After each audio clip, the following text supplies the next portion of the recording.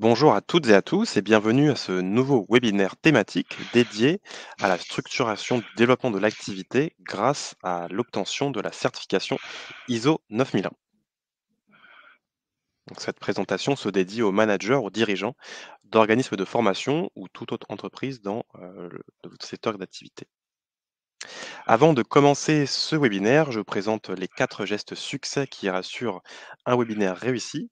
Le premier est de couper son téléphone, en tout cas à minima de le mettre en mode silencieux pour ne pas être perturbé par les sonneries ou les notifications. Le deuxième geste va de pair avec le troisième puisqu'il concerne l'utilisation de l'outil du webinaire, donc Livestorm. Le second geste, concerne l'utilisation de l'onglet Chat qui vous permet d'interagir avec nous pour nous envoyer, des messages, notamment des remarques pour réagir au contenu de la présentation. Et le troisième geste concerne l'outil Questions qui, comme son nom l'indique, vous sert à nous faire parvenir vos interrogations par rapport à du contenu qu'on aurait présenté ou alors des questions que vous auriez déjà avant même, que l'on présente l'information sur le support. Donc bien distinguer ces 2 fenêtres puisque, leur bonne utilisation nous permet de simplifier la modération et de prioriser les réponses, notamment via, l'onglet questions puisque vous avez la possibilité, en tant que participant, de voter pour là ou les questions qui vous semblent les plus pertinentes et donc de nous signifier votre intérêt sur, la réponse attendue. Et enfin, un quatrième et dernier point, la concentration, donc autant sur le contenu visuel que sur le contenu audio, puisqu'on va vous projeter, ces 2 types de contenus et vous assurera une meilleure compréhension du début jusqu'à la fin de la présentation et nous éviter de revenir sur des informations qu'on aurait présentées, tout au long. Donc je vois que vous avez, bien compris l'utilisation déjà de l'outil chat, vous pourrez faire de même dans l'outil questions lorsque le cas se présentera. Donc bonjour à Véronique, Philippe, Anna, Émilienne, bienvenue à ce webinaire, je suis ravi de vous retrouver, également les autres participants qui vont arriver au fur et à mesure. Alors pour cette nouvelle présentation, je suis présent avec, François et Guillaume. François, je te laisse te présenter. Alors, je suis François Guélinou, je suis le président d'ICPF. Je suis très content d'intervenir sur ce webinaire puisque c'est la norme ISO 9000 qui m'a fait basculer dans le monde de la qualité et de l'entreprise. J'ai acheté la norme ISO 9000 en 1993. Voilà. Et depuis, c'est cette norme, ou plutôt ce qu'elle contient, qui a toujours structuré ma vision et mon action en tant que chef d'entreprise. Allez, sachant que j'ai eu une entreprise d'informatique pendant 14 ans. Et donc je suis dans la formation j'ai toujours été dans la formation, mais eu un organisme de formation à partir de 2005, date à laquelle je suis rentré à l'ICPF. Mais je dirais la rencontre avec cette norme a changé ma vie d'entrepreneur et mes réflexes, ma manière d'agir, voilà. Et donc c'est toujours très intéressant de pouvoir échanger avec des managers qui sont préoccupés, qui s'intéressent à cette norme. Et je passe la parole à Guillaume. Merci François, bonjour à tous. Donc je suis Guillaume Lorcery, je suis responsable de l'offre ISO, de la certification ISO 9001 et 21001. ICPF depuis 2021, suite à une reconversion professionnelle de 3 ans sur les métiers de la qualité, qualité, sécurité, environnement, tout ce qui est lié à l'audit notamment. Et donc j'interviens maintenant chez ICPF sur le référentiel Calliope et donc sur les normes ISO 9001 et 21001. Et pour ma part, je suis Thomas Talby, donc responsable marketing opérationnel au sein de SCPF depuis 2021. Je suis arrivé à quelques mois d'intervalle de Guillaume. Je me souviens dans les périodes d'intégration, on a suivi le même parcours de formation. Mon rôle aujourd'hui constitue à l'animation du webinaire, hein. Je suis présent pour vous donner la parole sur cette thématique de la certification ISO 9001, vous amener une meilleure compréhension de la certification, ce que ça représente pour vous en termes d'activité sur le développement, la structuration, et également pour donner la parole aussi à nos intervenants qui sont Guillaume et François sur la présentation de cette certification. Alors, le détail de l'organisation de la présentation, vous l'avez sous les yeux. Elle se déroulera en 5 parties. Une première partie sur la présentation de ICPF, notamment pour, les managers qui ne nous connaissent pas aujourd'hui. Donc, en majorité, on accueille, des clients de ICPF qui sont aujourd'hui déjà certifiés sur une ou plusieurs offres de certification, mais aussi d'autres entreprises qui, font appel à nous pour développer leur activité, pourront, en savoir davantage sur nous. Deuxième point, l'après Calliope, la vision et les opportunités qui s'offrent à vous une fois que la certification est obtenue. Troisième point sur l'ISO 9001, qu'est-ce que c'est? Quatrième point, comment obtenir la certification ISO avec ICPF? Et enfin, cinquième et dernière partie qui servira d'échange questions-réponses, à savoir que le temps qu'on aura avant cette séance sera aussi très orienté sur les questions. Si vous avez une question qui est en lien direct avec une slide, on pourra prendre un temps pour vous apporter la réponse avant la fin du webinaire. Pour rentrer dans le vif du sujet, en tout cas avec ICPF, François, où en sommes-nous aujourd'hui?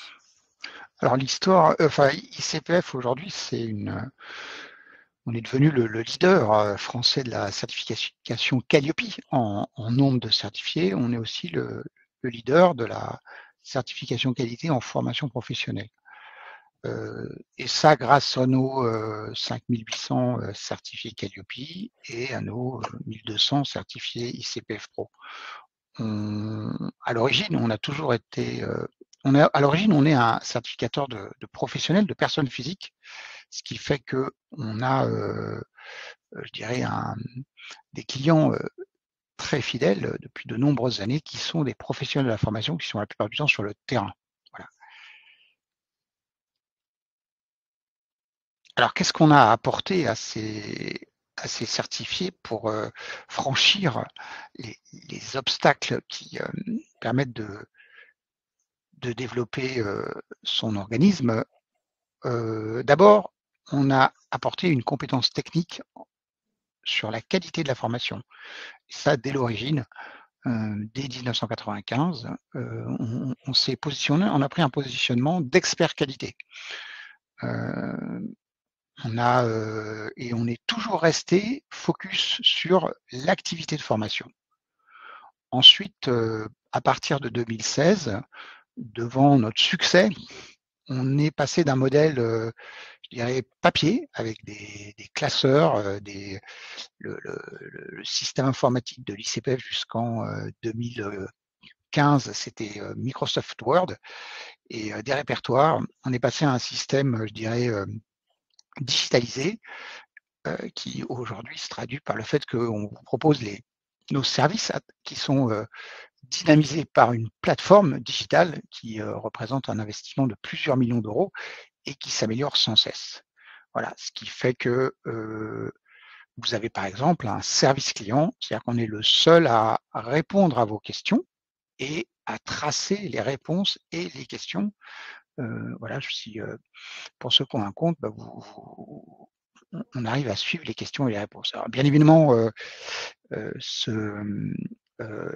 on a des points de progression qu'on identifie au fur et à mesure, mais on est toujours focus sur l'essentiel, c'est-à-dire vous amener aux meilleurs standards de qualité dans vos activités de formation. Alors les clients, on a un réseau. Alors la particularité d'ICPF, c'est qu'on va aller, on a des clients qui sont pas des professionnels de la formation, qui ont une activité secondaire de formation.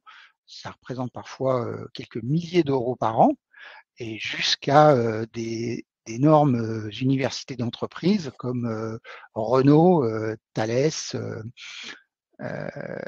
voilà, en passant par des entreprises de taille intermédiaire comme Wall Street, et avec toujours peut-être 500 ou 600 professionnels de la formation qui réalisent des chiffres d'affaires entre 70 et 200 000 euros. Voilà.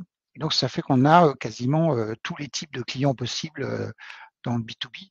Alors, de ce fait, on est en train maintenant de développer des offres spécifiques pour tous ces clients en améliorant notre plateforme. Alors, de manière plus concrète, qu'est-ce qu'on propose en termes de certification? Alors aujourd'hui, 4 offres. Donc Calliope, qui est la plus connue, ICPF Pro, qui s'adresse aux intervenants, qui, maintenant que la vague Calliope est passée, elle reprend de la vigueur. On voit d'ailleurs qu'un certain nombre de nos confrères nous copient Voilà, donc on leur souhaite bien du plaisir et bonne chance. Et c'est plus facile de progresser quand on est, je dirais, quand il y a de la concurrence que quand on est tout seul sur cette offre. Donc là, on a été tout seul pendant 30 ans. Maintenant, on va dire qu'on est 3. Donc ça, c'est très intéressant. Et puis, on a aussi cette offre ISO 9001 et 21001 qui permet de valoriser son organisme de formation, qui permet aussi pour les professionnels de la formation qui ont passé le cap de Calliope, de se challenger sur le système de management, l'organisation et de monter en compétence dans la perception de ce que c'est qu'une entreprise et comment elle doit être structurée pour connaître le développement ou l'épanouissement. Enfin, on a une offre plus spécifique où on conçoit des systèmes ou des référentiels qui permettent d'améliorer la qualité de la formation. Alors, je vais donner un exemple concret. Donc là, on travaille avec je peux donner le nom du groupe depuis hier. On travaille avec le groupe Clariane, qui est un groupe qui est spécialisé dans je dirais le soin aux personnes âgées. Donc un groupe très important qui 47 000 collaborateurs. Et on conçoit avec eux un système de certification de compétences pour que le groupe puisse certifier les compétences spécifiques à l'écosystème de Clariane, donc compétences métiers, par exemple le soin, l'accueil d'une personne âgée, ou ce qu'on appelle les soft skills adaptés à l'entreprise. Donc là, on a conçu pour eux un système et ICPF va être le certificateur de ces compétences. Voilà. Alors avant et après, on propose des prestations soit d'accompagnement, donc le pré-audit, donc pré-audit réalisé par un auditeur dans des conditions d'audit. C'est pas un consultant qui joue à l'auditeur et qui va vous donner des conseils. Là, c'est un véritable galop d'essai. L'option élaboration qui vous permet de préparer et de conserver votre dossier de certification. Et depuis, c'est la première fois que je le vois, mais là depuis quelques jours, le pass sérénité et le pass groupe. Alors le pass sérénité, c'est pour ceux qui veulent pas payer je plaisante, ceux qui ne veulent pas payer les frais de livraison. On a la publicité Uber Eats. Donc là, on a fait un pack où pour les clients qui voulaient pas payer des frais de déplacement annexes ou un certain nombre de frais pour des prestations annexes qu'on propose. Donc là, dans le pass sérénité, tout est compris. Voilà.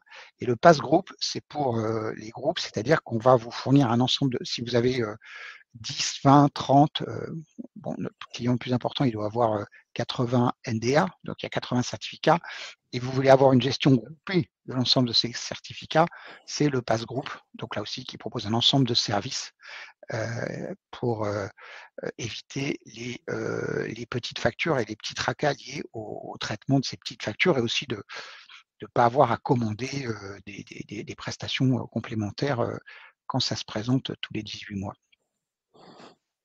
Avant de faire la transition vers la certification ISO, François, on va se remettre en contexte aux yeux de la certification Calliope, puisque généralement la certification ISO est l'étape d'après, une fois que l'organisme est certifié Calliope, il souhaite se différencier et aller plus loin dans sa démarche qualité, notamment pour développer ses performances. Aujourd'hui, où est positionnée la certification ISO sur cet escalier de la qualité? Alors, quand on travaille avec un certificateur qualité, et ça c'est quelque chose que vous devez comprendre, mais aussi que nous, en tant que professionnels et mon équipe, on doit comprendre. C'est-à-dire que la certification, ce n'est pas un métier comme les autres, donc on a une relation client-fournisseur, mais nous avons aussi comme client l'instance qui nous évalue, en l'occurrence le COFRAC, l'instance qui nous confie la certification, en l'occurrence le ministère du Travail, et donc on n'est pas complètement dans une relation, je dirais, commerciale client-fournisseur, parce qu'on doit aussi répondre à des attentes et des exigences fortes. Donc, pour donner un exemple concret, un client hier me demande de prolonger son certificat de 3 mois, et en réalité, ICPF ne peut pas, puisque c'est interdit par les décrets qui régissent l'activité de certification Calliope. Donc il y a des choses que nous ne pouvons pas faire de par la loi. Donc nous devons être directifs, et c'est ce que c'est ma préoccupation vis-à-vis de certains collaborateurs, c'est de faire comprendre ce qu'il faut faire. C'est-à-dire que la marge de manœuvre qu'on a dans la certification qualité, souvent, elle est étroite, et donc on doit tout le temps être en capacité de vous dire ce qu'il faut faire, de vous donner la voie. Alors parfois, votre situation, elle est particulière, donc elle a besoin d'être analysée, parce qu'on n'a pas toujours le temps de le faire, mais nous, on doit toujours donner des caps clairs.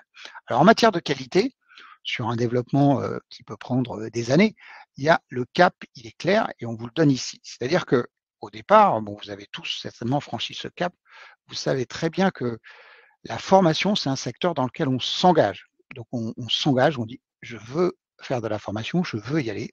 Donc il y a un engagement. La première marche jusqu'à une date récente, parce qu'aujourd'hui, je dirais qu'on voit de plus en plus de professionnels, débutants ou non, qui passent directement de la marche engagement à la marche Calliope et qui commencent par demander la certification Calliope. Et là, on leur demande d'avoir le fameux numéro de déclaration d'activité.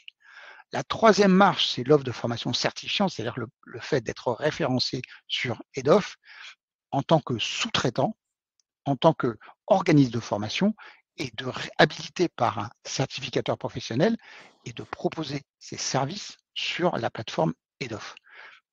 Après, on a une quatrième et une cinquième marche qui sont là des marches, je dirais, facultatives parce qu'elles n'ont pas de statut officiel. Elles permettent de se différencier, mais elles ne permettent pas de faire accéder ses clients au financement, sauf dans des cas très particuliers d'appel d'offres. Voilà. C'est la certification ICPF Pro. Donc là, en tant que personne physique, vous allez valoriser les intervenants de votre organisation. Donc là, on a deux types de clients, soit des professionnels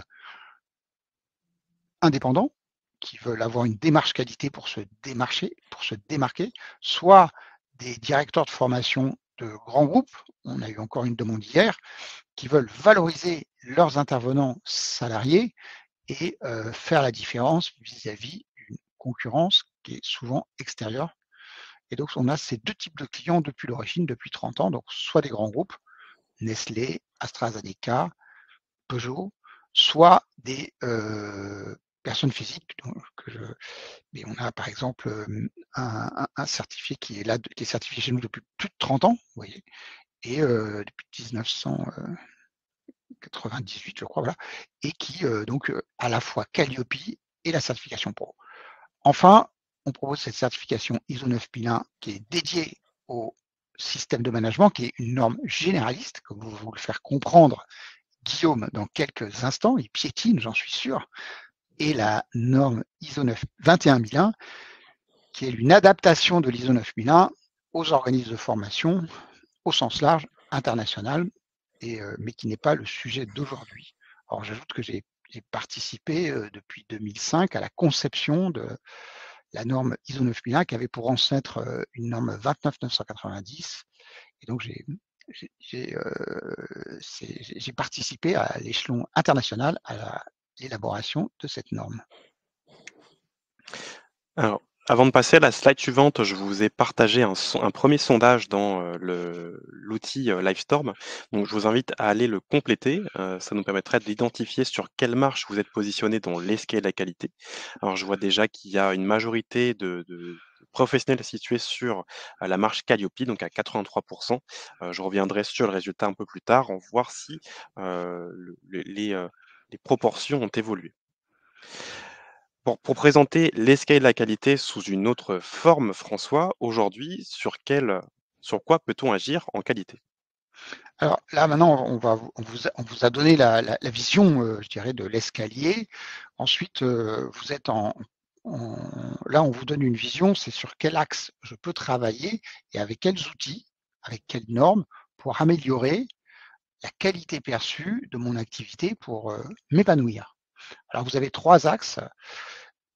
Donc, vous pouvez travailler sur vous-même ou sur amener les collaborateurs, les intervenants de votre organisme à travailler sur eux-mêmes. Alors, je le présente à dessein comme ça parce que vous voyez que ça doit être une démarche volontaire qui part de la personne, c'est-à-dire que vous ne pouvez pas obliger de manière simple une personne à rentrer dans une démarche qualité, mais c'est le fait, moi, en tant que personne physique, je vais rentrer dans une démarche qualité. Alors, il est clair que, et on le voit bien pour Calliope, c'est-à-dire que si ça vient de vous, si ça vient de la personne, c'est beaucoup plus moteur que si c'est imposé à la personne. Alors, on voit que Calliope, pour prendre cet exemple, en 2005, donc à une réunion au ministère du Travail, on a toutes les parties prenantes réunies et le ministère dit aux organismes de formation, aux fédérations, bah, vous avez 5 ans pour vous lancer, pour créer une démarche qualité qui va vous permettre d'améliorer la qualité perçue de vos organisations et de vos services. Et si vous ne le faites pas, nous, on interviendra et on créera une certification. Et vous voyez, presque 8 ans après, on a la certification CNEFOP et le Datadoc. Et 14 ans après, on a Calliope. Donc l'État a repris la main et a imposé Calliope. Et pour tout le marché, c'est très différent parce qu'on a imposé Calliope. Vous voyez, c'était quelque chose qui était imposé. Donc, alors évidemment, il y a eu une étape intermédiaire, mais c'était imposé. Donc là, en fait, ce qui est très clair dans la qualité, c'est-à-dire que soit les professionnels se prennent en main et mettent en œuvre leur propre démarche et arrivent à faire comprendre au pouvoir public la valeur de cette démarche, soit l'État finit par réguler et imposer une démarche qualité, ce qui est tout à fait compréhensible quand il y a à peu près 16 milliards de fonds publics investis dans la formation tous les ans. Ensuite, vous allez pouvoir travailler sur le système de management, donc vous allez travailler sur votre organisation. Alors là aussi, ce qu'il faut bien comprendre par rapport à Calliope, qui va être le point central de ce qu'on propose aujourd'hui, c'est que Calliope ne vous permet pas d'améliorer l'organisation de votre entreprise. Calliope, c'est sur le service, c'est-à-dire que la partie qui est entre vous et le client, c'est-à-dire ce que le client voit, mais le client, il n'y a pas dans Calliope des exigences d'organisation, de système de management. Une exigence de système de management, par exemple, c'est le fait d'avoir une vision, de décrire la vision de votre entreprise, comment vous voyez l'activité de votre entreprise. Oui, ça, c'est dans l'ISO 9000. Le fait de décrire l'ensemble des processus, y compris les processus support, comment vous faites l'administration des ventes, comment vous managez vos finances et votre comptabilité. Bon, tout ça, ce n'est pas dans Calliope. Voilà. Et enfin, il y a le service. Alors là, on a aujourd'hui, vous avez Calliope. Demain, peut-être que vous irez chercher Calliope Plus, puisque c'est une des préconisations de l'IGAS, donc l'Inspection générale des affaires sociales, qui dit que ce serait opportun de créer une certification Calliope plus exigeante que Calliope. Voilà, donc vous voyez dans votre organisation de l'entreprise, vous avez ces 3 axes et ISO 9001, c'est fait pour augmenter la performance de votre organisation, mais c'est quelque chose que le client ne va pas voir directement et ni vous-même parce que vous travaillez sur l'organisation de votre entreprise. C'est même pas le business model d'ailleurs, c'est ce qu'on appelle le système de management. Merci François pour, cette, entrée en matière. On va maintenant entrer, davantage dans le sujet de la certification ISO. Donc on a listé, des exemples de préoccupations aujourd'hui, de constats que vous faites dans votre activité et qui pourraient, donner, la solution d'obtenir la certification ISO 9001. Aujourd'hui François, quels sont les principaux constats que peut faire un manager d'organisme qui pourrait l'emmener vers la certification ISO? Dans toute, dans toute démarche qualité, au départ, vous avez des pionniers qui sont en avance de phase, quand c'est possible. Donc, avant Datadoc, vous aviez une centaine d'organismes certifiés ISO 29290, un petit millier d'organismes certifiés ISO 9001. Vous aviez des pionniers qui sont partis en avance. Ils sont partis en 2019, en 2020, ils étaient certifiés Calliope.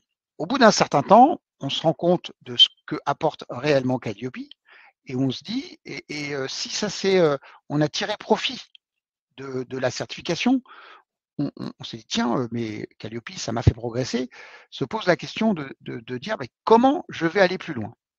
Voilà. Alors, il y a 2 raisons à ça. C'est d'une part, une fois que vous êtes rattrapé par la masse, Et aujourd'hui, sur 130 000 organismes, il y a 50 000 organismes Calliope, mais tous les organismes Calliope qui comptent aujourd'hui sont Calliope. Et le client, lui aussi, a une vision de plus en plus précise de ce que c'est que Calliope. Donc le client, même s'il n'a pas encore tout compris, mais il voit que Calliope, ça existe, mais il voit aussi que Calliope, c'est pas le système, c'est pas l'organisation. Calliope, c'est pas la compétence du formateur. Calliope, c'est je comprends ce que c'est. Voilà.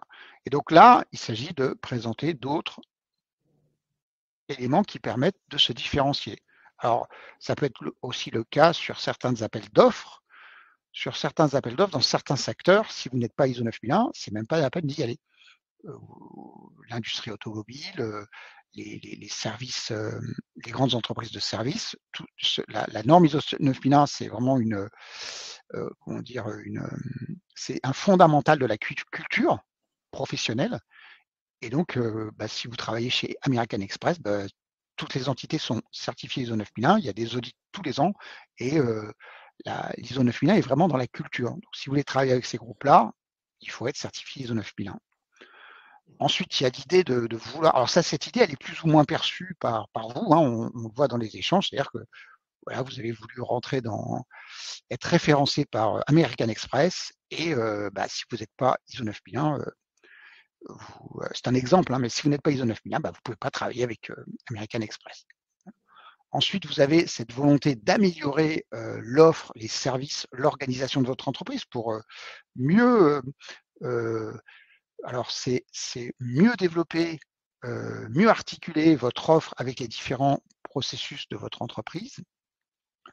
Il y a le fait de se démarquer, de dire voilà, je rajoute un label en plus. Voilà, moi je suis Calliope et je suis ISO 9001. Et en fait, il y a le fait de vouloir développer son activité à l'international. Là, on est dans le domaine de Calliope. Ce qui est formidable, c'est que si vous passez Calliope, en fait, on le voit avec les nouveaux entrants, c'est que le fait, si vous travaillez votre certification, vous maîtrisez complètement les sujets qui sont décrits dans le guide du référentiel national de qualité. Après, vous pouvez tenir une conversation avec n'importe quel membre de la gouvernance, que ce soit un OPCO, la Caisse des dépôts, des grands organismes de formation, parce que c'est le langage, c'est la manière d'appréhender la réalité des professionnels de la formation. En revanche, Calliope à l'international, ça ne fonctionne pas du tout.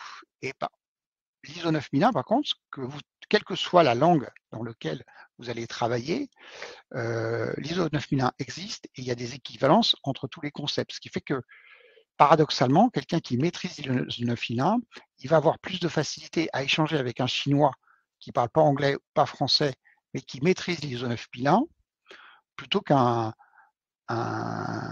Français qui parlerait le chinois, mais qui ne connaît pas l'ISO 9001. Et ça, on le voit très bien dans les discussions internationales entre managers dans les grands groupes ou dans les activités de formation. L'ISO 9001, c'est un code qui permet de se comprendre et de comprendre ce qu'il faut mettre en œuvre. J'ajoute aussi que, en fonction du pays, en fonction de la culture, la perception de l'organisme de formation est différente. C'est-à-dire qu'au Japon, un organisme de formation, c'est pas comme un organisme de formation en France. En Inde, c'est pas la même chose. Vous voyez, en Inde, vous avez 10 000 organismes de formation. En France, vous en avez 120 000. Un organisme de formation en Inde, c'est quelque chose de très différent, vous voyez, qu'un organisme de formation en France. Un organisme de formation en Inde ou en Chine, il peut avoir 200 millions de clients. En France, un organisme qui a déjà, on va dire, 100 000 clients, c'est déjà énorme. Vous voyez, certains grands centres de formation aux langues, ils ont parfois 100 000 clients. Mais en Chine, vous avez des entreprises, j'ai rencontré des dirigeants d'entreprises, ils vous disent, voilà, moi j'ai 200 millions de clients. Merci Ça laisse François pour rêveur. la présentation de ces préoccupations principales. Je vous invite à réagir d'ailleurs à ce contenu, pour nous indiquer si vous aussi vous rencontrez, dans votre activité l'une, de ces problématiques ou, si elle ne fait pas partie, de la présentation, nous indiquer directement dans le chat, celle qui aujourd'hui vous amène à penser que la certification ISO 9001 serait la solution pour développer votre activité ou atteindre en tout cas votre objectif opérationnel. Face à cette situation, Guillaume, donc on va présenter donc, la certification ISO 9001 pour commencer. Qu'est-ce que l'ISO 9001? Ouais, merci Thomas. Donc, François a déjà abordé le sujet en partie, hein. La norme ISO 9001, c'est une norme internationale reconnue par tous. On l'appelle souvent la mère de toutes les normes. Heu, c'est une norme qui est reconnue donc, dans tous les pays, hein, elle est plus il y a plus de pays qui reconnaissent la norme ISO 9001 que de pays à l'ONU, pour vous situer un petit peu l'importance et la renommée de cette norme. C'est une démarche et des outils donc, qui permettent de vous structurer, de faire comprendre comment vous êtes, organisé et faire comprendre votre organisation. Donc c'est un langage commun entre tous les certifiés, comme l'a très bien expliqué François, hein, lorsqu'on répond à un appel d'offres, qu'on veut travailler avec American Express, on a un langage commun, une fois certifié ISO 9001. C'est la certification la plus utilisée, hein, 1,2 million d'entreprises certifiées ISO 9001 dans le monde. C'est la plus reconnue, c'est vraiment la norme généraliste, reconnue par tous. C'est une norme Oui, donc qui est une, oui, oui, oui François? ce qui est intéressant dans cette norme, c'est qu'au-delà il y a une culture ISO 9001 qui, c'est un des fondements de la culture professionnelle de millions de personnes. Voilà, parce qu'1,2 million d'entreprises à l'échelle mondiale, ça peut paraître pas beaucoup, mais il faut voir la taille des entreprises. Voilà, c'est des groupes comme Renault, voilà, la culture, c'est vraiment ISO 9001. C'est vraiment ce qui distingue le monde de la formation, qui est un peu réfractaire à cette norme, du monde de l'entreprise, qui lui, c'est une culture quand même, c'est-à-dire les mots processus, procédure, plan, audit, revue, sont les mots auxquels qu'on utilise quand on est dans la norme ISO 9001 et c'est vraiment enfin un grand nombre de collaborateurs dans ces entreprises, ils pratiquent la norme ISO 9001 sans rendre compte en fait. Voilà. Tout à fait, oui, et donc c'est applicable, hein, pour les grands groupes, mais aussi pour les plus petites structures, puisque cette norme, elle est accessible pour tous, dès une personne, hein. C'est vraiment l'ensemble des organismes qui peuvent être concernés par cette norme. Voilà, merci Thomas. Que ça soit donc des organismes de formation, des CFA de toute taille, tout type d'entreprise, des institutions publiques. Donc voilà, donc là, tout type d'organisme est concerné, même des organismes unipersonnels, donc une personne, sont concernés et peuvent être certifiés ISO 9001. C'est vraiment la façon dont vous êtes organisé, heu, au sein de l'entreprise. Comment vous interagissez avec, vos parties intéressées, avec tout votre environnement et votre écosystème. Oui, techniquement, je peux, généralement, enfin, une grande entreprise, en fait, elle n'est pas certifiée ISO 9001 en tant que telle. C'est des activités des départements d'entreprise qui sont certifiés. Par exemple, L'Oréal, il y a certainement chez L'Oréal des milliers de certificats ISO 9001 et bah, par exemple, l'université d'entreprise de L'Oréal est certifiée ISO 9001 et était certifiée ISO 29990. Voilà. Alors, l'activité internationale, la formation internationale. Et puis, il y avait des usines qui étaient certifiées ISO 9001. Voilà, on va certifier un périmètre donné et, et on peut faire des exclusions à ce périmètre. Tout à fait, voilà, comme l'explique François, hein, que ça soit L'Oréal, la SNCF ou tout type d'organisme, c'est pas forcément l'entreprise dans sa globalité qui a un seul certificat, hein. On peut avoir plusieurs certificats en fonction des différentes activités, que ça soit de la conception, de la production ou autre. Alors une première réponse, à la question sur, les principales préoccupation, en tout cas objectif visé par l'obtention de la certification, une réponse apportée par Valérie dans le chat. Donc l'objectif, pour elle, au sein de son activité, est de pouvoir travailler avec des grands groupes français, donc avec, différents noms qui ont été cités. On peut aller même plus loin dans les petites entreprises avec lesquelles on peut travailler, mais en revanche pas dans la formation puisqu'en effet la certification ISO 9001, concerne d'autres types de secteurs que la formation, en tout cas sur son activité. Ça permet de rassurer ces grands groupes, hein, une fois que vous faites, si vous souhaitez travailler avec eux, comme on l'a dit, c'est un langage commun. Ils vont être rassurés, ils vont voir que vous êtes organisé, au sein de votre entreprise et donc pour eux, c'est un gage de qualité et ça leur permet voilà, après de se projeter vers une collaboration avec votre entreprise. Oui, en fait, il y a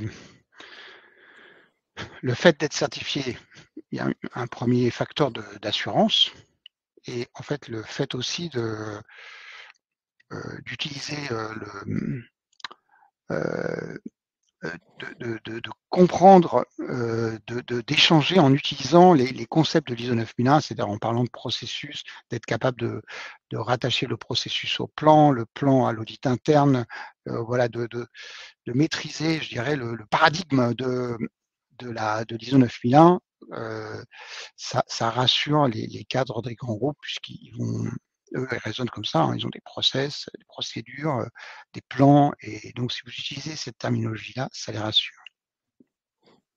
Une autre objectif apporté par Anna qui souhaite, au travers de la certification ISO, améliorer les processus, donc qui est déjà engagé avec Calliope en partie, et se différencier de la concurrence, notamment, qui sont déjà certifiés Calliope. Mais sa préoccupation, elle aussi, est de pouvoir développer de l'activité, pas uniquement sur la formation, mais sur l'ensemble de l'activité de l'entreprise. Voilà. Également, Nous avons une, appel d'offres pour Emilienne. Oui. Nous avons une typologie de clients déjà certifiés Calliope, hein, pour qui la partie formation représente une partie infime de leur chiffre d'affaires. Ils ont d'autres activités, je pense à des éditeurs de logiciels notamment qui peuvent avoir un organisme de formation associé. Donc là, la certification ISO 9001 permet de certifier l'ensemble des activités. C'est tout à fait possible, hein, que ce soit donc l'activité principale ainsi que l'activité de formation. On va passer à la suite. On a abordé à plusieurs reprises le sujet de la certification Calliope, hein. C'est le cas aujourd'hui de la majorité de nos clients qui souhaitent aller plus loin dans leur démarche qualité. Pour revenir au sondage, donc on est actuellement à 60 des participants qui ont déjà obtenu leur certification à Calliope, qui doivent se poser la question de la suite de cette démarche pour accompagner le développement de leur activité. Donc pour faire la distinction aujourd'hui, quelle est la différence, Guillaume, entre certification Calliope d'un côté et certification ISO de l'autre? Donc, la certification ISO 9001, c'est une certification donc, de système de management. Faire comprendre comment vous êtes organisé, quelle est la compréhension de votre activité. La norme, le référentiel Calliope, pardon. Ici, donc c'est une norme qui permet essentiellement donc d'accéder au financement et de démontrer donc la qualité des services proposés. C'est deux visions différentes, deux approches différentes, hein. Calliope, donc une démarche plutôt, on part sur une partie obligatoire pour accéder à ces fonds. L'ICPF, l'ISO 9001, pardon, c'est une démarche volontaire. Donc là, la grande différence entre les deux, elle est ici. Après, on retrouve quand même des points communs, hein, puisque donc Calliope permet déjà, donc c'est une première marche qui permet de poser les bases.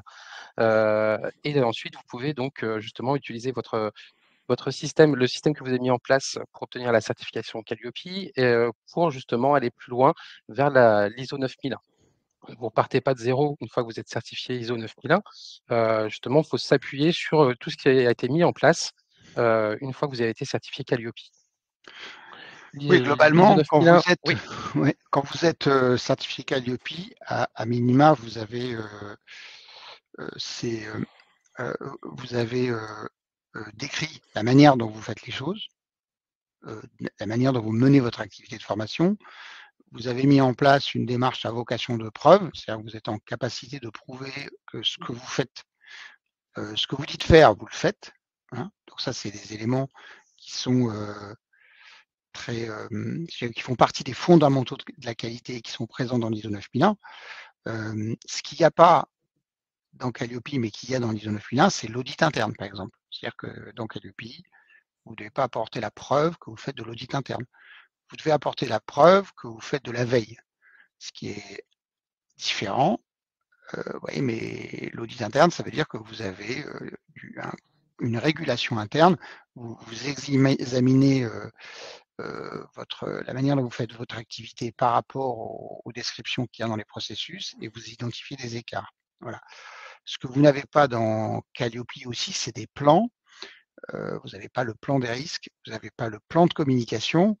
Vous voyez, vous avez des concepts qui sont un principe de management qui est dans ISO 9001, par exemple, c'est l'amélioration continue. Dans Calliope, on en parle, mais on ne dit pas exactement ce que c'est. Vous voyez, on ne le définit pas. Dans l'ISO 9001, c'est défini. On verra plus tard ce qu'il y a dans l'amélioration continue ISO 9001 qu'on ne demande pas, qu'on n'exige pas sur Calliope. Enfin, voilà, on y arrive. Ouais, justement, on retrouve les grands principes, François, les 7 grands principes de la norme ISO 9001. Donc vous parliez justement tout à l'heure de l'orientation client. Ici, hein, la finalité de la norme, c'est bien la satisfaction client. C'est la donnée de sortie, une fois que vous êtes certifié, c'est de satisfaire leurs exigences et que ce soit la préoccupation numéro 1 justement de votre entreprise. Alors moi, Également, anticiper oui, oui, anticiper les vas-y. attentes de vos clients. Il faut aller plus loin encore que la satisfaction. Il faut même anticiper leurs attentes, pouvoir se projeter, avoir une vision globale de votre démarche, de votre système qualité et de leurs besoins. Donc, c'est vraiment ici c'est la partie amélioration continue également, hein, tout se rejoint, mais c'est d'aller toujours au-delà des exigences. Oui, François? Oui, bah, là, enfin, je peux parler en tant qu'entrepreneur, hein, puisque moi, je suis plus proche de la fin que du début, comme on dit, puisque j'ai commencé à travailler en 1983. Donc en 1983, la norme ISO 9001, ça n'existait pas. La norme ISO 9001, ça démarre en 1987. Donc moi, je la découvre en 93 et je commence à la lire. Mais depuis, il n'y a pas, je dirais, une semaine. Donc 93, ça fait 31 ans. 31 ans, voilà, 31 ans. Il n'y a pas une semaine où j'ai pas réfléchi par rapport à ces 7, il y en avait 8 hein, au départ, maintenant il y en a 7, mais il y avait l'approche système, voilà, et bon, qui est maintenant intégrée dans l'approche processus. Mais il n'y a pas une semaine de ma vie d'entrepreneur, de professionnel qui ne s'est passé sans que j'examine une réalité par rapport à ces 7 principes. Vous voyez, parce que je vais laisser et j'ai approfondi après avec des auditeurs, etc. Parce que le fondamental de ces 7 principes, c'est le savoir-faire de Deming, qui était un Américain de la route de Deming, vous voyez, et qui était un Américain dans les années 30, 40, 50, 60, qui a révolutionné la manière dont on manageait les entreprises. Et ça, cette grille-là, vous voyez, vous vous dites, bah voilà, comment je développe mon activité. Et ces 7 points, c'est des repères essentiels. Voilà. Enfin, Des moi, ça m'est repères très qui sont utile et j'ai fait 3 entreprises, hein. Une de 2 à 240 personnes, ensuite une de 1 à 1 personne qui était Pédagogic Agency et une autre de 0 à 43 collaborateurs avec et ça m'a guidé tout au long de cette vie d'entrepreneur. C'est que je l'utilise moi-même, hein, voilà. On n'est pas certifié ISO 9000 d'ailleurs, mais je l'utilise comme guide. Voilà. Donc, on retrouve donc l'orientation client, donc la partie donc satisfaction client. Le deuxième point, le deuxième grand principe, c'est donc le leadership. Donc là, c'est l'engagement de la direction notamment, c'est pouvoir impulser la démarche, créer un environnement favorable justement au sein de ses équipes. Et donc là, c'est vraiment la direction qui impulse, qui met en place, qui va sensibiliser également donc l'ensemble de son personnel. C'est vraiment la partie, c'est des premières exigences de la norme, hein, d'ailleurs, cette partie leadership qui permet justement donc de diffuser auprès de ses équipes en interne la bonne foi, on va dire, la qualité, et vraiment leur permettre de s'épanouir dans leurs activités, dans les différents processus qui arrivent au point 4, notamment avec cette approche processus. Le point 3, l'implication du personnel, donc qui est directement lié à la partie leadership, hein, c'est justement donc d'impliquer votre personnel dans la démarche qualité. Ça ne doit pas être uniquement le responsable qualité, uniquement la direction qui porte le projet, mais c'est bien l'ensemble du personnel qui est impliqué dans la démarche. Oui, les 2 principes en fait fonctionnent ensemble, hein. En fait le leadership, vous allez diffuser l'état d'esprit d'entreprise, donc être non pas un exemple, mais une référence vis-à-vis des collaborateurs. Et donc, chaque collaborateur de l'entreprise peut avoir du leadership dans la manière dont il applique les valeurs et la stratégie ou les process de l'entreprise. Donc, il fait fonctionner tout ça. Donc ça, c'est le leadership, ça vient du leader et ça entraîne l'entreprise. Et l'implication du personnel, c'est de donner les moyens, c'est de créer un environnement, je dirais, qui va être dynamisant, de mettre à disposition des ressources, des moyens, des outils qui vont permettre au personnel de s'impliquer et de faire réussir l'entreprise. Ce qu'on ne comprend pas toujours dans la norme ISO 9000, c'est que c'est avant tout, c'est une norme qui, c'est un système de management en fait, hein, dont l'objectif, c'est l'épanouissement du personnel. Un des objectifs, c'est l'épanouissement du personnel. C'est l'épanouissement des équipes. Voilà, il y a le résultat et l'épanouissement des équipes. C'est les deux objectifs principaux que permet d'atteindre la norme. Merci. Ensuite, au point 4, on retrouve le quatrième grand principe, hein, c'est l'approche processus. On l'a déjà évoqué. Hein. Le processus, c'est bien un ensemble d'activités, donc un point d'entrée, hein, qui ensuite permettent de produire un résultat escompté. Donc, par exemple, dans la formation, on a le processus conception d'une formation. Les données d'entrée vont venir de l'analyse du besoin, d'un cahier des charges. Donc ça va être les données d'entrée du processus de conception d'une formation et les données de sortie, par exemple, hein, un programme de formation qui répond justement à la demande du client. Donc cette approche processus, elle est importante puisqu'on va retrouver donc des pilotes de processus, hein, au sein de votre organisation, qui vont être justement là pour faire vivre ce processus, le piloter, le diriger et ensuite donc régulièrement faire des revues de processus, pour justement identifier, les éventuels risques, les réduire ces risques et rentrer dans une démarche d'amélioration continue par processus. Oui, c'est-à-dire que là, ce principe-là, c'est le plus délicat à, à mettre en œuvre dans une démarche ISO 9001 parce que vous avez la manière dont vous allez décrire les activités qui sont nécessaires à la réussite de l'entreprise est très importante. Vous devez atteindre deux objectifs, c'est-à-dire d'une part faire une description. Donc avec, comme le dit Guillaume, vous allez avoir des données d'entrée et puis un résultat en sortie. Donc c'est le cumul des résultats qui fait réussir l'entreprise. Alors généralement, c'est le fait qu'il y ait de l'argent sur le compte en banque, hein, et de plus en plus. Voilà, c'est le but d'une entreprise, mais aussi de la valeur, de l'image, de la notoriété, de la satisfaction, de l'épanouissement. Tout ça, c'est des points de sortie possibles. Et l'approche processus, donc premier, il y a une description, et deuxièmement, c'est que l'ensemble des collaborateurs aient une vision transversale des processus, c'est-à-dire que ça part du principe qu'un collaborateur, pour s'épanouir et pour faire qu'il apporte une valeur ajoutée à l'entreprise, sa contribution, il a une vision transversale des processus, c'est-à-dire qu'il sait, quand il a une tâche à faire, il soit capable de la situer dans le process, c'est-à-dire, il sait qu'il joue au foot, et il sait qu'il faut marquer des buts, et il sait qu'il n'est pas tout seul. Il sait qu'il y a des avants, des arrières, que lui, il est goal. Et donc, il sait où il est, et il sait ce qu'il doit faire, ce qui doit être fait, et ce que doivent faire les autres. Voilà. Ça, c'est la vision transversale des processus. Donc, je sais que en amont, moi, je suis, comment dire, mon rôle, je suis président. Je sais qu'il y a des commerciaux qui doivent faire un travail de commerce. Je sais qu'il y a du marketing. Je sais qu'il y a de la communication. Et donc, je m'efforce de faire en sorte que chacun puisse exécuter correctement ses processus. C'est ça l'approche processus. Voilà. Et ça, c'est un travail, vous voyez, si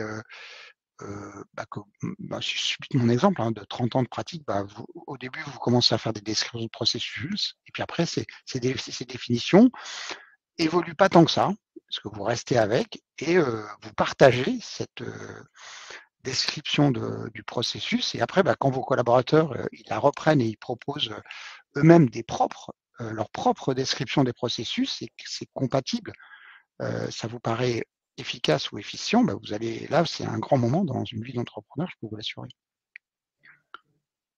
J'apporte mon témoignage, mais vas-y Guillaume, je voudrais pas te. Le, le point 5 déjà évoqué, hein, c'est la notion d'amélioration. Bien démontrer qu'on est dans une démarche d'amélioration continue. On a évoqué auparavant la route Deming et le PDCA, donc ce qui a tout son sens ici sur cette partie amélioration. C'est bien de rentrer justement dans cette démarche, prendre en compte les retours de ses clients, de ses parties intéressées, pour mettre en place des actions et s'améliorer sans cesse. C'est vraiment la finalité presque de cette norme ISO 9001. Le point 6, Oui, donc l'amélioration continue, j'avais oui, une présentation, j'avais rencontré, échangé en 2013 avec un auditeur de Bureau Veritas avec qui j'étais partenaire à l'époque. On travaillait beaucoup avec eux. Et donc, on avait beaucoup échangé sur la qualité, parce que j'avais eu le privilège de l'accompagner dans plusieurs audits ISO 9001 qu'il avait fait. Et l'amélioration continue, il décrivait ça comme ça. En fait, et je crois que ça, c'est un point très important à comprendre quand on fait de l'ISO 9001. L'amélioration continue, ça consiste pas à se concentrer sur ce qui ne va pas et faire que ça se mette à marcher. L'amélioration continue, alors je vous raconte l'histoire comme l'amélioration continue, ça, c'est d'améliorer ce qui est déjà bien. Vous voyez, c'est ce qu'il disait, améliorer ce qui est déjà bien. C'est-à-dire que vous allez vous focaliser sur ce qui va bien et vous allez faire en sorte que ça continue, et vous allez surtout faire en sorte que les collaborateurs de l'entreprise, vos clients, ils soient au courant que ça, c'est un point fort. C'est-à-dire que de son point de vue, mais bon, c'est présent dans les voilà, de son point de vue, on améliore que ce qui est très bien. On va corriger des écarts, des non-conformités, mais on va améliorer et surtout on va le faire savoir. Ça, c'est un de mes points forts.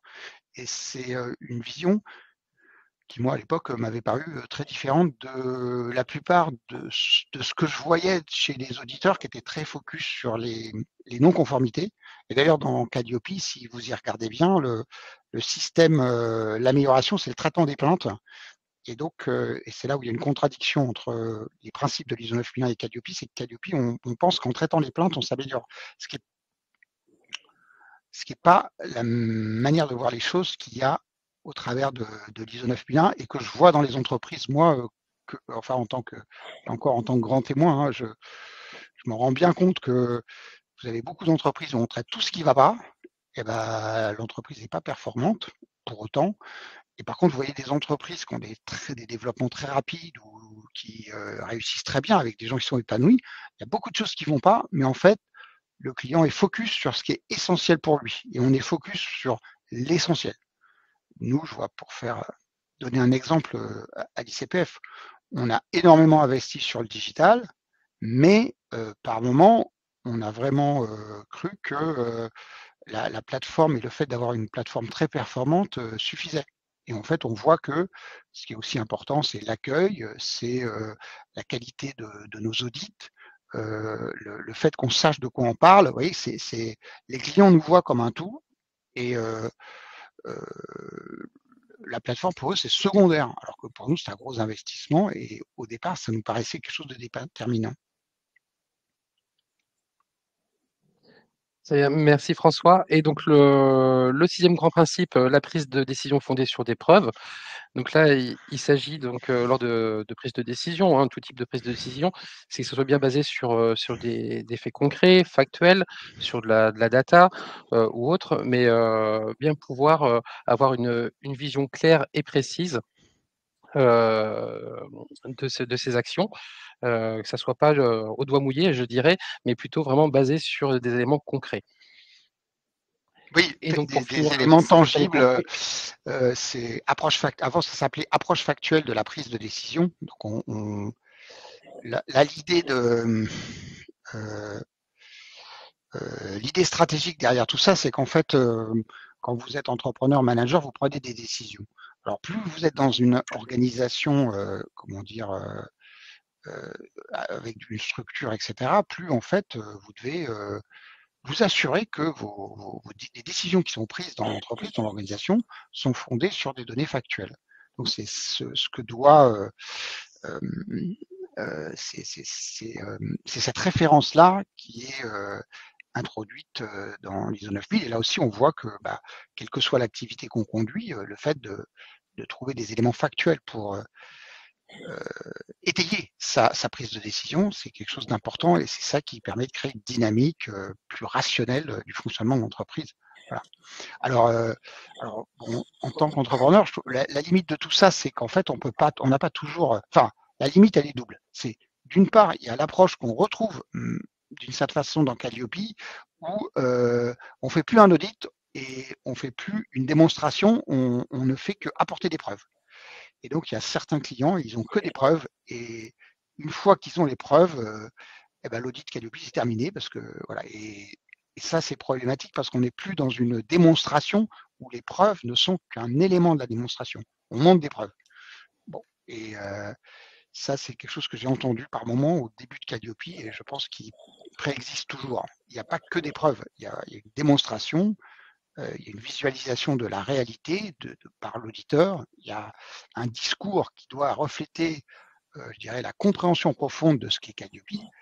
Et ça, en fait, aujourd'hui, si vous avez que des preuves, dans certains cas, ça peut suffire. Et puis après, il y a l'autre limite, c'est que quand on est dans une entreprise, quand on est dans l'activité, on n'a pas toujours le temps et on n'a pas toujours les preuves. C'est-à-dire que l'intuition, ça existe, la prise de risque, ça existe, c'est une nécessité dans l'entreprise. Et donc, vous êtes tout entrepreneur, hein, tout professionnel, il sait qu'à un moment, il doit prendre des décisions sans avoir de preuves, sans avoir à l'intuition, parce que c'est, voilà, ça doit être rapide. Donc, c'est ça la limite de ce critère. Enfin, pour moi, c'est complètement personnel ce que je dis, mais on n'a pas toujours les preuves, quoi. Il y a des moments où il faut décider, et c'est comme ça, on prend un risque. Enfin, le principe me permet à moi de savoir que j'ai pris un risque, parce que j'avais pas de preuves tangibles de ce que j'annonçais. Risque maîtrisé. Oui. Le Pour dernier l'instant, point, voilà, donc, c'est dans le, voilà, pour l'instant, ça se passe pas trop mal. Voilà, il y a eu plus de. Voilà. le dernier point, donc le management des relations avec les parties intéressées. Ici, donc, il s'agit bien de prendre en compte l'ensemble de vos parties intéressées, hein, tout votre écosystème, hein, que ça peut donc bien sûr vos clients, vos salariés, mais également donc tout l'écosystème autour de l'organisme, hein, qui peut être le certificateur, votre banquier, vraiment l'ensemble de votre environnement. Donc bien pouvoir les identifier déjà, les identifier et ensuite mettre en place des actions, justement, pour pouvoir interagir avec eux, avoir une notion de satisfaction aussi de ces parties intéressées et réduire les éventuels risques que vous pouvez avoir avec eux. Donc, Oui, ces parties intéressées, c'est vraiment la prise en compte globale du système. l'idée originale de ce principe, c'est en fait, on assimile très souvent l'ISO 9001 à une logique libérale, voire ultra-libérale de l'entreprise. Et on associe souvent l'image d'ISO 9001 avec une entreprise implacable qui va. Alors que c'est pas du tout ça.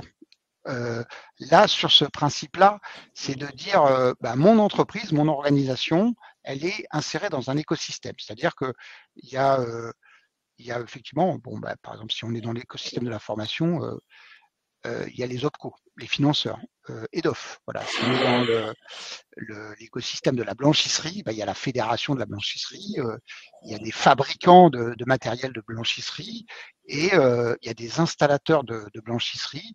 Et donc là, vous avez un écosystème et il faut veiller à travailler sur vos interactions avec les différents membres de cet écosystème. Prenons par exemple le cas des sous-traitants.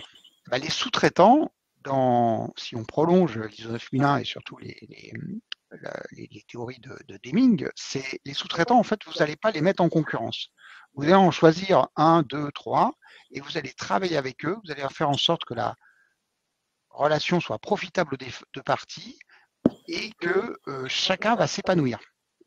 Alors ça, il y a vraiment deux visions qui s'opposent. Il y a une vision qui est plutôt la réalité, c'est-à-dire qu'il n'y a pas tant de sous-traitants que ça. Vous ne pouvez pas changer de sous-traitant comme ça. Vous voyez, dans l'aéronautique, vous avez des fabricants de roues d'avion, il n'y a pas 50 fabricants de roues d'avion dans l'aéronautique. Il y en a un ou deux. Et donc, Boeing, Airbus travaillent avec ce un ou deux fabricants. Et effectivement, on ne peut pas en changer tous les jours. Donc, on va faire des contrats à long terme, on va travailler le partenariat pour que chacun s'épanouisse. Ça, c'est le principe qui est, je dirais, l'application du principe. C'est-à-dire qu'on va faire en sorte d'avoir un fonctionnement harmonieux et profitable à toutes les parties intéressées. C'est vraiment un système gagnant-gagnant. Exactement, c'est ça le principe. Alors, vous voyez, c'est un repère dès aujourd'hui. Vous pouvez réfléchir, vous dites, voilà, avec qui je travaille, comment je fais pour que ça continue, comment je fais pour améliorer la relation. Vous voyez, c'est ça le principe de l'ISO 9001. Merci Guillaume pour la présentation de ces 7 grands principes et merci François aussi pour leur illustration avec des cas concrets à chaque fois. On va pouvoir maintenant faire la transition sur la slide suivante, mais avant ça, 2 réactions qui ont été partagées dans le chat. Une première de Dominique, alors je n'ai pas vu avec quel grand principe cette remarque était en lien. Donc attention, ne pas confondre procédure et organisation de l'entreprise, qui est une confusion qui est faite fréquemment. Donc je vous invite peut-être à commenter ce En fait, message. alors de mon point de vue, parce que j'ai pas, bon, chacun a sa, chacun peut, enfin, au départ, avec le recul et l'âge, au départ, bon, on peut être dans l'ISO 9001 et puis très, comment dire, très à cheval sur les définitions. Bon, donc processus, procédure, etc. Bon, après, la manière dont les collaborateurs, les personnes qui travaillent avec vous comprennent ces notions est parfois très personnelle. Alors, mais dans l'historique de l'ISO 9001, au départ, il y avait vraiment la notion de processus et la notion de procédure. Et dans les années 90, quand on faisait une démarche ISO 9001, on rédigeait des procédures. Ce qui a donné lieu à une inflation documentaire qui a été rectifiée de flux, puisque bon, les systèmes documentaires ISO 9001, on avait des dossiers de 600-700 pages et maintenant on a une trentaine de pages, voilà. Parce qu'on s'est focalisé sur le processus. Voilà.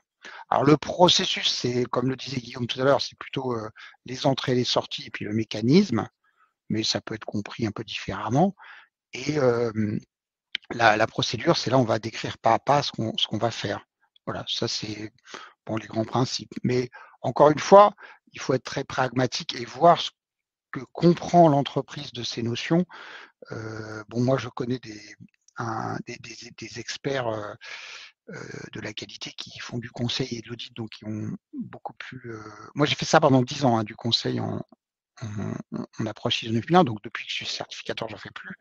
Mais il y a des experts qui sont sur le terrain, qui ont 30 ans d'expérience. Et par exemple, certains, j'en connais en particulier, ils n'utilisent jamais la notion de processus, ils utilisent la notion d'activité. Vous voyez. Alors, activité, ça correspond à processus, mais dit voilà quelles sont les activités qui permettent à l'entreprise de fonctionner. Et on a des entrées, des sorties. Voilà. C'est bien, processus, activité, procédure, c'est les règles qui permettent de faire fonctionner le processus.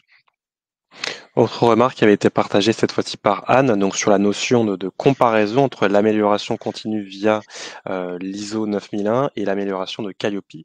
Donc en effet, qui pourrait, je pense, faire l'objet d'un article sur notre site pour approfondir cette notion et comment amener cette amélioration continue grâce à la certification ISO. Je vais avancer sur le contenu de la présentation. Il nous reste une demi-heure sur le webinaire. On va aller un peu plus rapidement sur le reste des slides. Il reste à peu près une quinzaine de slides à traiter. On a déjà pu aborder les différentes raisons pour lesquelles un organisme, une entreprise pourrait être amené à obtenir la certification ISO 9001. François, quelles sont celles qu'on n'aurait pas abordées ou sur lesquelles tu souhaiterais insister sur cette démarche de certification? Là, je pense en discutant et en voyant les retours, en fait, vous avez 2 possibilités. Il y a le fait de travailler sur l'ISO 9001, qui permet de se professionnaliser en tant que manager, en tant qu'entrepreneur, qui permet de maîtriser et d'avoir les avantages. Il y a les avantages de la maîtrise, voilà. Et ensuite, il y a la certification, la démarche de certification en tant que telle, qui aujourd'hui, me paraît être la meilleure voie pour maîtriser. C'est-à-dire que le fait de se fixer un challenge, sur l'ISO 9001, de se dire voilà, je vais certifier mon organisation, de se lancer dans cette démarche. C'est comme ça qu'on apprend le plus et c'est comme ça qu'on se structure. En réalité, c'est comme ça que j'ai fait moi. Et, et là, je pense que pour un entrepreneur, le fait de se fixer un challenge comme la certification. Voilà. Alors, à partir du moment où on va donc parler des bénéfices et des raisons pour se lancer dans ce challenge, c'est-à-dire que il ne s'agit pas d'obtenir à tout prix ISO 9001 comme certaines entreprises sont obligées de le faire, parce que là, il y a un avantage, je dirais, direct, c'est qu'il y a une exigence du donneur d'ordre, et donc là, il n'y a pas de, c'est une raison qui s'impose à vous, c'est-à-dire que si vous voulez avoir le marché, il faut être ISO 9001. Voilà. Maintenant, il s'agit de dire quelles sont les raisons d'obtenir ISO 9001, alors que c'est pas obligatoire, puisqu'on en est là aujourd'hui. Alors également sur la partie, raison qui amène les organismes aujourd'hui à obtenir cette certification, on a identifié, plusieurs entreprises qui ont fait appel à nous pour obtenir leur certification. Guillaume, est-ce que tu as quelques mots à ajouter? Puisque je sais que tu as assisté, en tant que chef responsable de la certification ISO à plusieurs de ces entretiens sur les objectifs qui mènent ces organismes à l'obtenir. Peut-être, quelques mots sur, quelques-uns de ces clients? Oui, Thomas, en effet, donc j'ai pu, assister donc à alors pas tous les audits, hein, mais, à certains, principalement des organismes qui montent en puissance, qui sont partis donc à un organisme de formation, qui se développe, qui a une marche à franchir, qui s'est développé depuis 2, 3 ans. Voire un peu plus, hein, mais qui veut passer un cap et donc la certification ISO justement permet de se structurer et de passer ce cap, justement avec l'ensemble de ses équipes. Donc quand on a une grande marche à franchir comme ça, la certification ISO, c'est vraiment l'outil qui permet de la passer et qui rassure en plus, l'ensemble des clients, à venir, dans l'écosystème. Donc c'est vraiment cette montée en puissance que j'ai pu observer, pour les personnes qui se sont certifiées, ISO 9001 dans ces cas-là, plus précisément, pardon. Alors, on a un témoignage d'un de nos clients, l'un des plus récents certifiés qui est SNT2 qui, a commencé par la certification, Calliope, pour son organisme de formation et ensuite a souhaité élargir, cette démarche sur un plan qualité avec, ISO 9001 pour aller plus loin. Donc je vous invite à découvrir ce témoignage qui est disponible sur notre site internet, directement dans la partie paroles de certifié. Typiquement, hein, juste le profil, SNT2, c'est bien, la formation n'est pas leur activité principale. Ils sont sur des plateformes de e-commerce et ils avaient donc une partie formation. Ils ont mis le pied dans la qualité par Calliope et ensuite, ils se sont engagés sur la certification ISO 9001 une fois certifié Calliope. Donc c'est vraiment le chemin idéal et c'est la formation qui leur a mis le pied dans la qualité.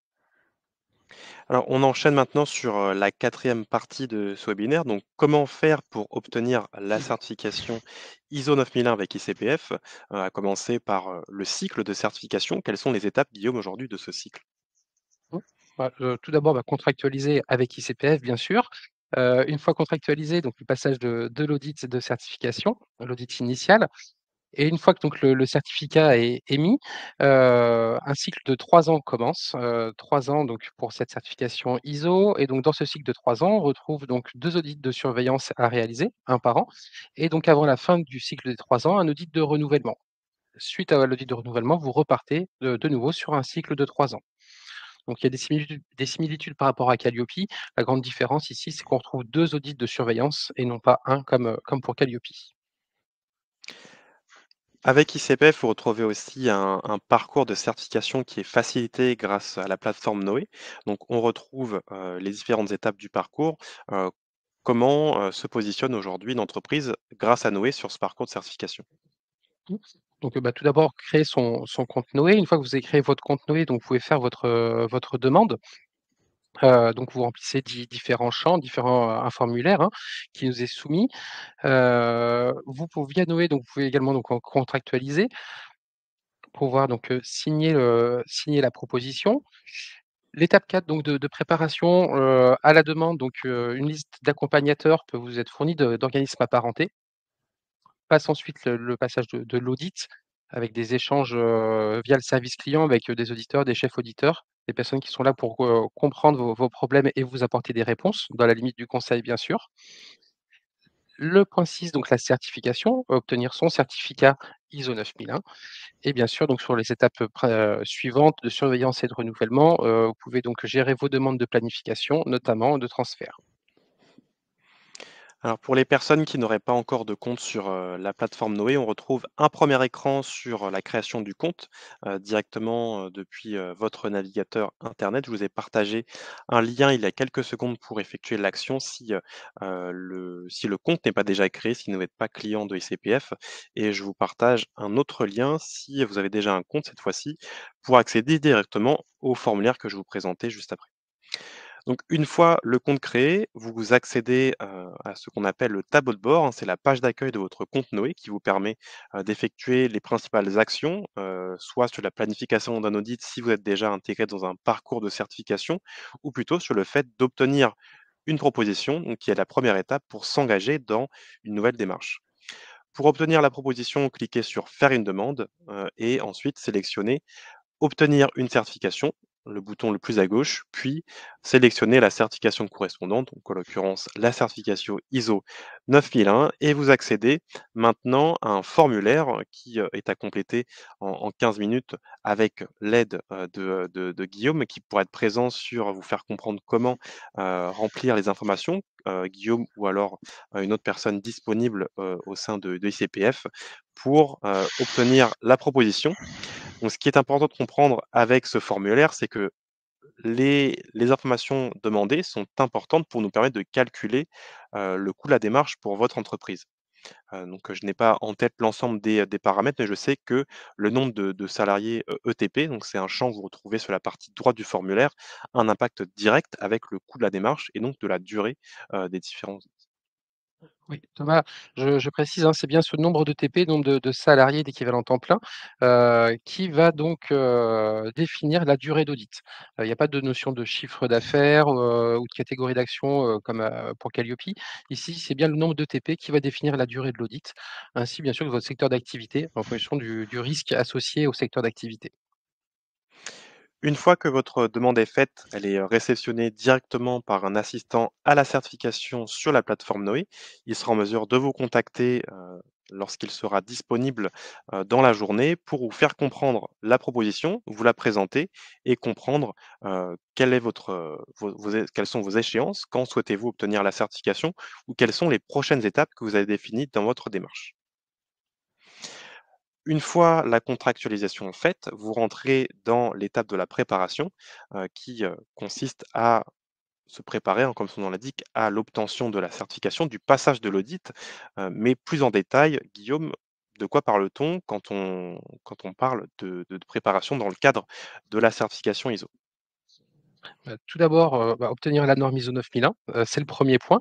Autant Calliope est disponible directement en libre accès sur internet, autant la norme ISO 9001, il faut l'acheter, hein. Donc, suite au webinaire, après sur demande, vous pouvez vous transmettre ces différents liens pour l'achat de cette norme qui est autour d'une centaine d'euros.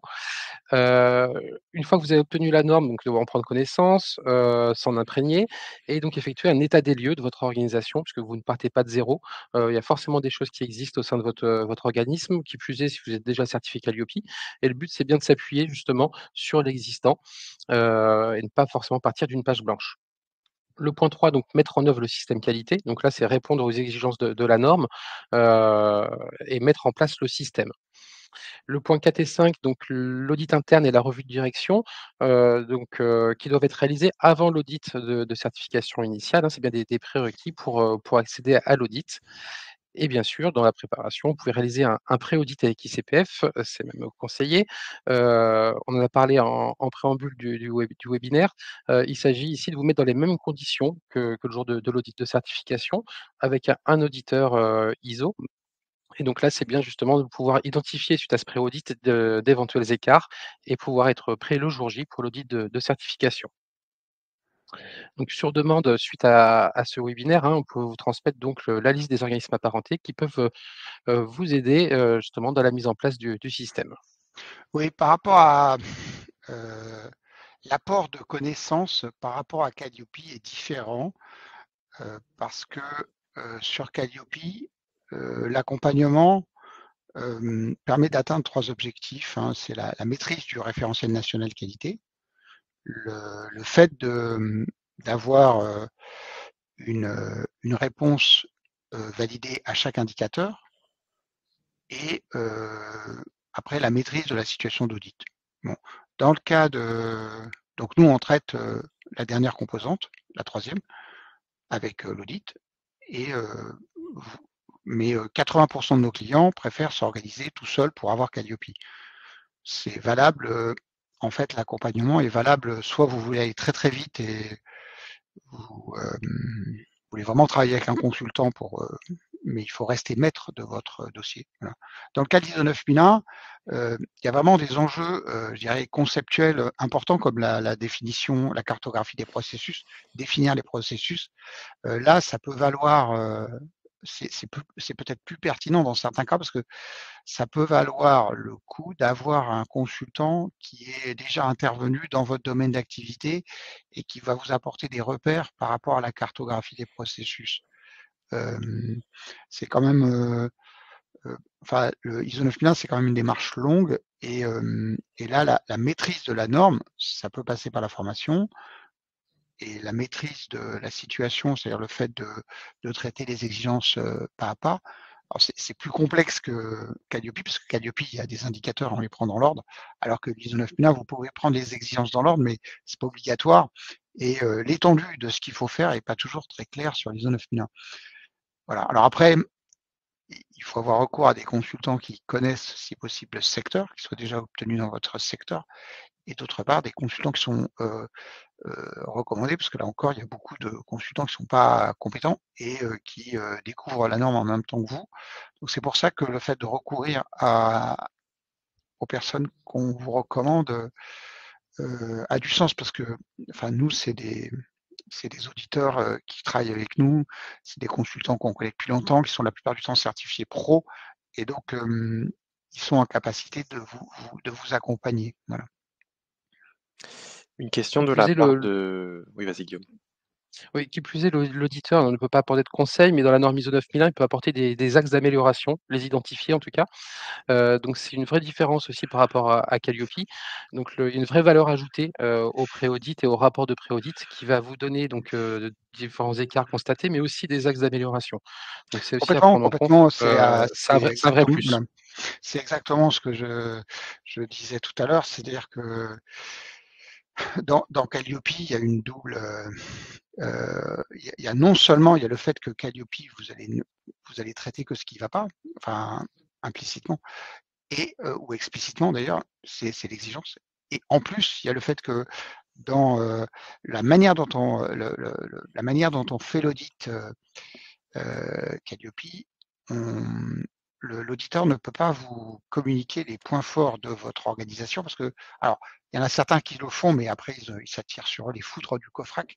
Donc, nous, on a eu ce problème dès le début parce qu'on certifie beaucoup, donc le COFRAC nous a repris tout de suite. Donc, on a dû, voilà. Et vous ne pouvez pas, en fait, le fait de, de définir un point fort, ça s'apparente à du conseil dans le mode de certification de Calliope. Alors qu'en ISO 9001, l'auditeur doit signifier des points forts. Ce qui est du coup, vous pouvez communiquer sur ces points forts et c'est très intéressant. Voilà. Une question qui a été posée par Émilienne.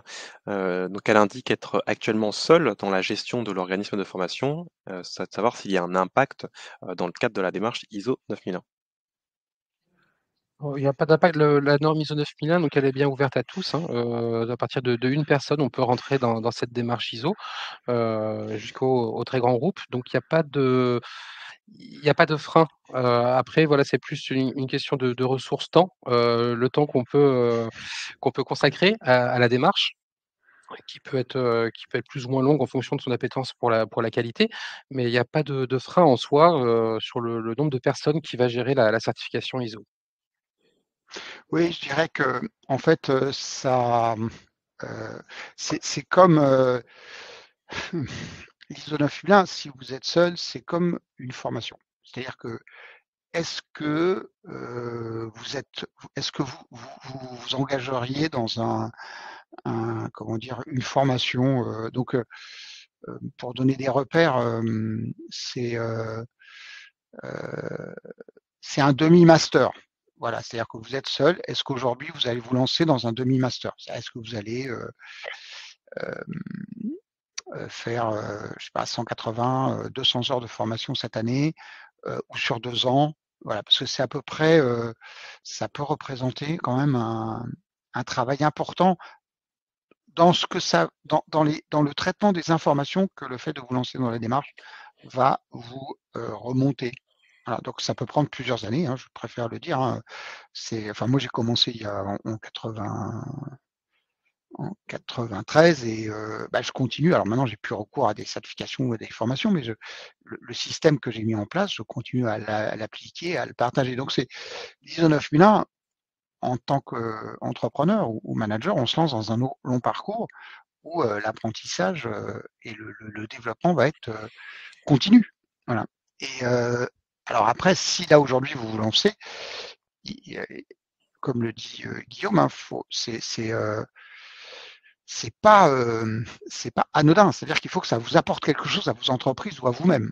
Alors moi, ça m'a beaucoup apporté toujours à titre personnel parce que j'avais pas de culture entrepreneuriale. Hein, j'avais pas fait d'études, j'ai pas fait d'école de commerce, j'ai pas fait d'école de management. J'avais fait des études qui étaient du chinois et des sciences sociales. Donc j'avais pas du tout de formation entrepreneuriale. Et c'est l'ISO 9001 qui m'a comment dire, permis de m'organiser et de comprendre comment fonctionnait une entreprise. C'est dans cette démarche-là que j'ai compris. Voilà. Donc là, surtout quand on vient de la formation, c'est souvent le cas. En fait, on n'a pas fait d'études de management ou d'études marketing ou d'études vous voyez, de comment on manage une entreprise. On ne sait pas le faire. Et quand on se retrouve à son compte, que ça commence à fonctionner, là, ça a du sens à un moment de faire ça pour pouvoir continuer à se développer et comprendre comment fonctionne une entreprise.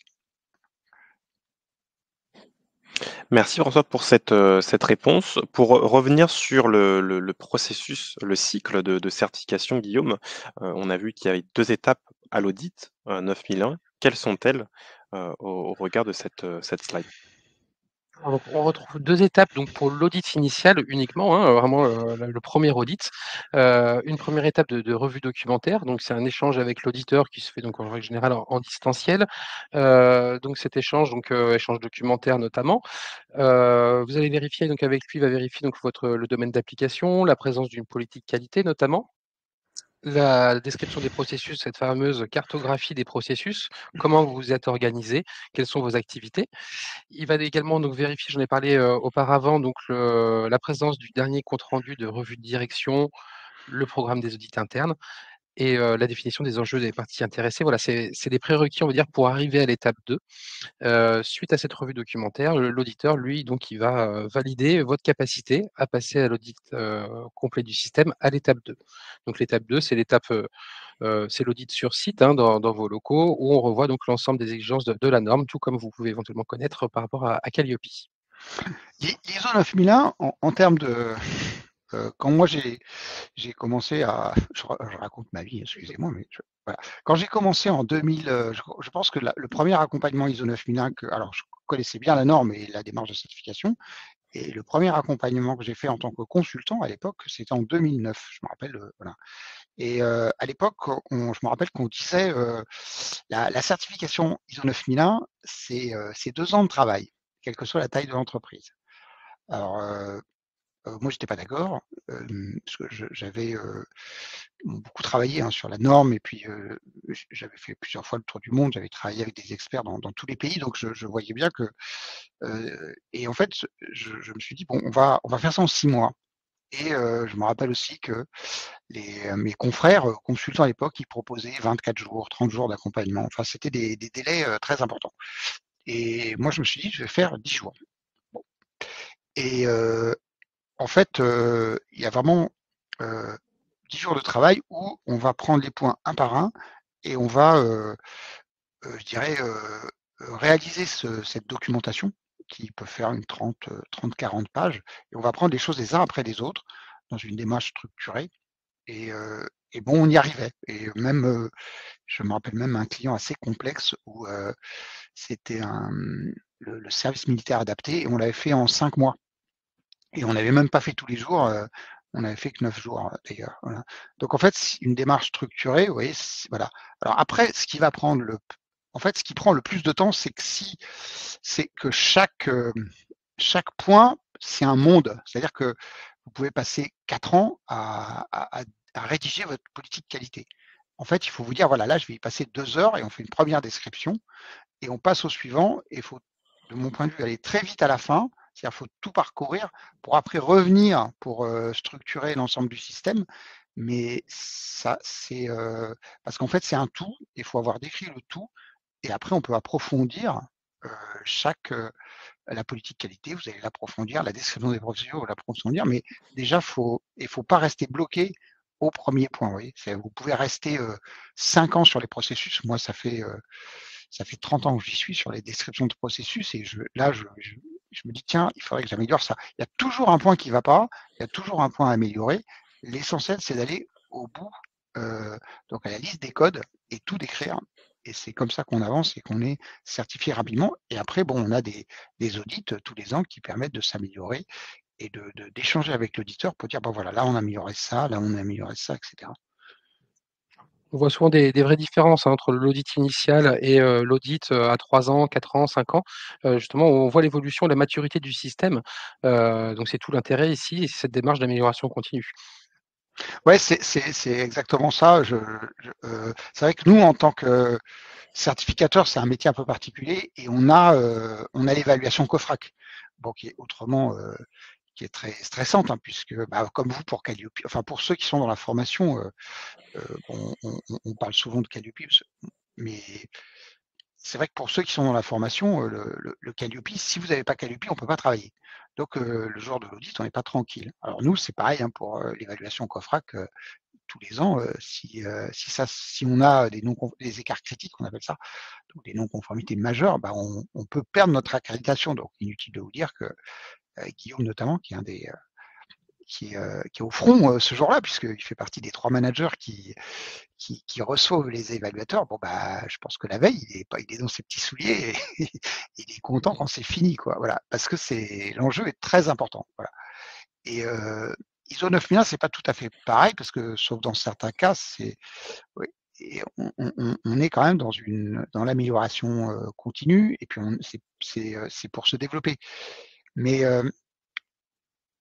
on trouve toujours, enfin, l'auditeur trouve toujours un point d'amélioration, beaucoup plus facile avec ISO 9001 qu'à Calliope, parce que Calliope, à un moment, on a fait le tour, hein, voilà. Et donc, chaque fois, on trouve un point de progrès. Et c'est ça qui est intéressant d'avoir l'auditeur qui, au bout d'un certain temps, connaît votre entreprise et la période d'audit doit être profitable. Voilà. Donc Et elle c'est est vraiment profitable une généralement. vision externe de votre système. Vous êtes toute l'année dans votre système qualité, dans votre organisation.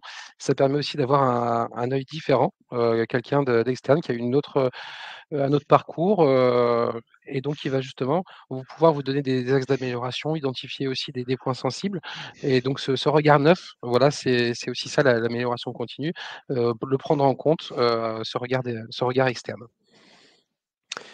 Merci Guillaume et François pour ces différentes présentations. On va conclure maintenant la présentation. Donc, François, je te laisse résumer ce webinaire en 3 points. Quels sont les 3 points essentiels à retenir au regard de la certification ISO?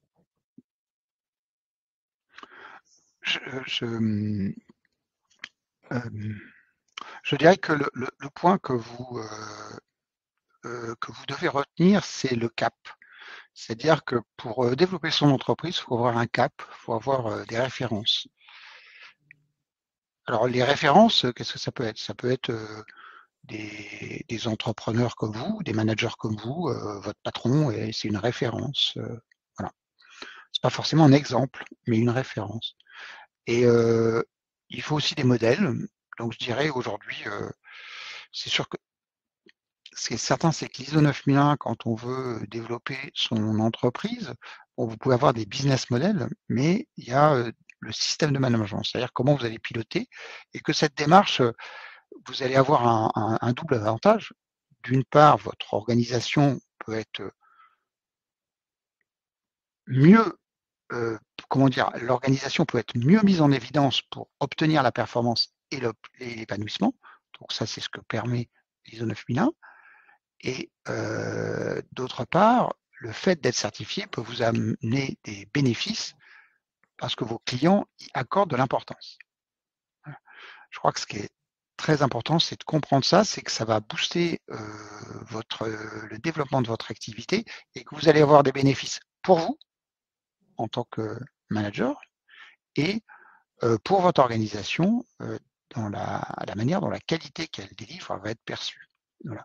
Donc je ne peux que vous engager à investir, dans l'ISO 9001 avec nous, sachant que nous, ICPF, on a maintenant, passé la vague Calliope, on est numéro 1 et maintenant on s'attaque à 2 offres, hein, et on va, faire en sorte d'améliorer ces 2 offres. On va faire en sorte que Guillaume, il s'y est engagé à soit de plus en plus performant dans la manière dont il conduit les audits et il manage cette activité et aussi, les services qu'on va vous rendre à travers, Noé. Voilà, donc nous, on s'engage avec vous et on est, on a fait passer à 6 000 organismes, je crois que c'est 7 000, le cap Calliope et on s'engage à mettre, à vous accompagner dans vos démarches et à mettre en place une démarche aussi performante, sur l'ISO 9001 et aussi sur la certification pro. Voilà, donc faites une demande ISO 9001, vous ne serez pas déçus. Donc là, vous avez 2 numéros de téléphone, dont celui de Vincent, qui est le directeur général et qui est, très au fait de cette démarche puisqu'il a mené en tant que consultant dans les années, avant, 2019, en tant que consultant, il accompagnait des entreprises à la certification ISO 9001, et donc il en a tiré beaucoup de profit. Merci pour cette conclusion, François. Donc, je vous ai partagé 2 liens pour, aller plus loin avec ICPF. Un premier pour effectuer votre demande sur la plateforme Noé et un second pour prendre rendez-vous avec, Vincent. Si vous n'êtes pas disponible, maintenant pour, échanger avec lui, il pourra, vous guider dans la démarche. Donc, je vous ai partagé les 2 liens et vous retrouvez également ses coordonnées: 01 82 83 56 46. Donc, à la fin de la présentation, ce qui va arriver dans quelques instants, vous allez recevoir un email qui vous donnera accès à 2 éléments. Le premier, le support de la présentation au format PDF pour retrouver l'ensemble des informations, les différentes ressources et le lien de la présentation au format replay pour retrouver, l'ensemble de ce qu'on a pu aborder ensemble. On va conclure sur ça puisqu'il n'y a pas de questions à traiter. Je vois d'ailleurs qu'on a dépassé le temps de 2 minutes, on va rester encore assez, précis dans le timing. Merci à toi François et merci à toi Guillaume pour, la clarté, de votre présentation et aussi, ce que vous avez pu apporter en termes de connaissances sur, la démarche de certification ISO et merci à la participation des personnes qui sont encore présentes et celles qui l'étaient, il y a encore quelques minutes pour, les questions posées et l'échange qu'on a pu avoir ensemble. Je vous laisse maintenant la parole. Guillaume, je te laisse ajouter quelques mots avant qu'on mette un terme à la présentation.